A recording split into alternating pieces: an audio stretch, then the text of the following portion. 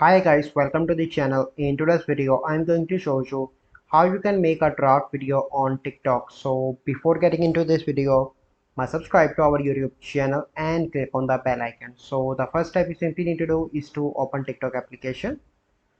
So once you open TikTok, you simply need to click on the plus icon in the bottom and you simply need to record a video by clicking on this button.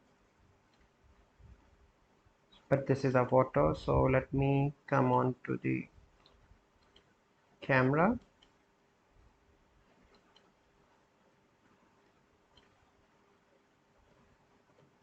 And let me record a video.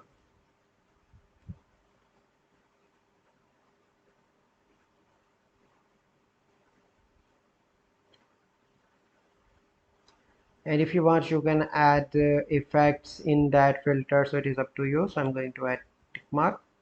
So let's suppose I want to save this video as draft, so you simply need to click that again, cross icon, and here you can see option of save draft. Click on that. So once you click on that, that video will be saved as draft. So this is the process. I hope you find this video helpful. If you find this video helpful, must like this video, subscribe to our YouTube channel for future videos. We'll see you in the next video. Thank you. Have a good day.